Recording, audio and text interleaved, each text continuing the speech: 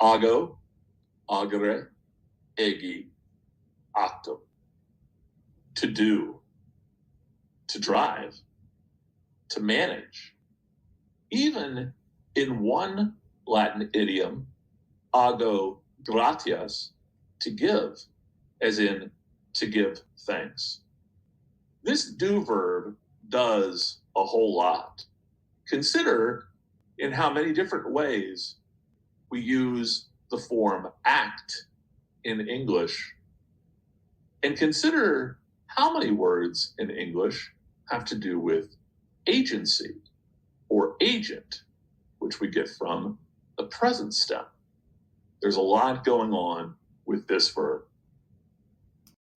Audio, audire, audivi, audito. To hear.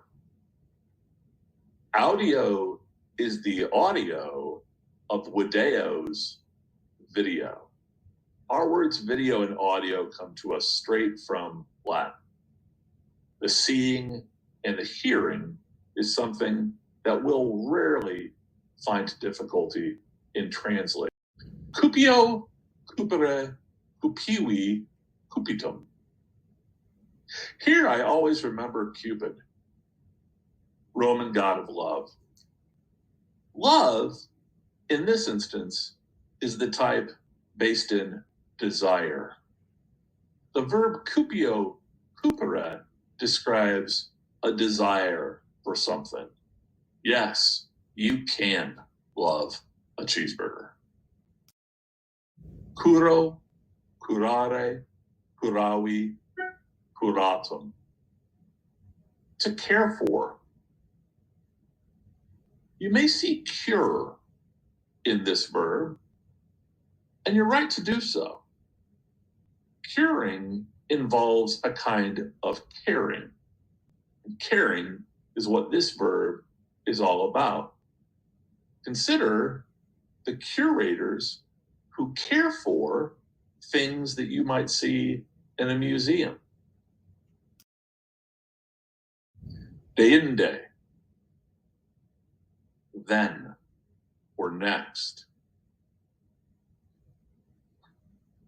I've always thought of this word in terms of how I might anglicize it. I tell students all the time, you're telling stories of what you've done recently and kind of rattling off all the different events. You might say things like, then they did this, then they did that, then they did a third thing. Then they, like next, is what we use when we're rattling off a list of things or activities. Dico, dicere, dixi, dictum. To speak, to say, to tell. Dictionaries remind us how to properly speak English. Dictation is a way of getting down what's been said. Dominus, domini. The Lord, the Master. This is a term that we will see in Latin used in contexts where the man who runs the household has relationships in particular with his slaves. Dominus refers to the person in the superior role, the Lord or master of the house. Duco, ducere, duxi, ductum, to lead. I think of duke, that term referring to a type of English leader. Note, though, that this also is found in a variety of of English verbs that have the form duce, D-U-C-E, or duct, D-U-C-T, preceded by any of several Latin prefixes. We produce products. Femina, feminae, woman. The adjectival form in English is feminine. Frater, fratris, brother. A group of brothers is called a fraternity. Yanoa, Yanowai, door. Romans who had a domestic crew often employed or enslaved someone to answer the door. That person was called the janitor, literally the doorman. That is our English word janitor, though we don't often associate janitors with opening the door. Keep in mind, Yanoa is related to the name of a Roman god having to do with doorways. Thus, the name of the month that provides a doorway into the new year, January. Intro, intrare, intravi, intratum. To enter. Yeah, it's not the way that we spell enter, but it is the way we spell introduction, by which we enter a book. Keep that in mind. Eubeo, eubere, usi, usum. To order, to command.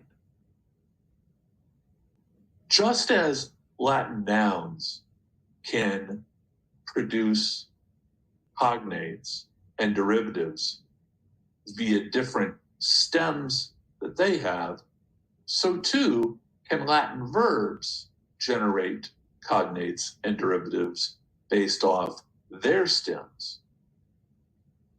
Note here, it's difficult to think of a Latin word that provides an English derivative beginning J-U-B. But once we consider J-U-S, from the second two forms, we begin to think of things like justice. Perhaps there's a connection there. Mitto, mittere, misi, missum. Sometimes Latin verbs provide derivatives for one part of speech in English through one of their stems, and another part of speech through a different stem. For example, our verb mittomittere, to send, provides verb forms with Latin prefixes like admit, transmit, permit, or English verbs. Note the use of the stem in the fourth form of the verb for those very same ideas. Admission, permission, transmission, all good English nouns. Whether you recognize this verb through the stem that gives us English nouns or the one that gives us English verbs, do know that ultimately they're connected. Noli, nolite, and an infinitive. This is the Latin don't.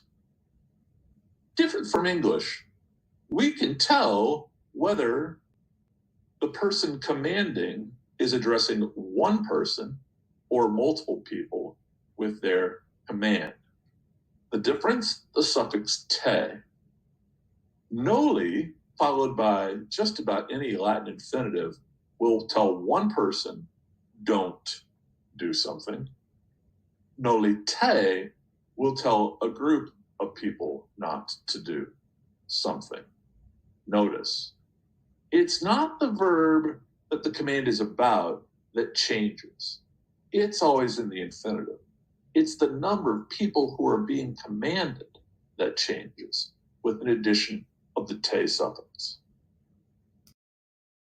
Quoque, also. or the English to, T-O-O.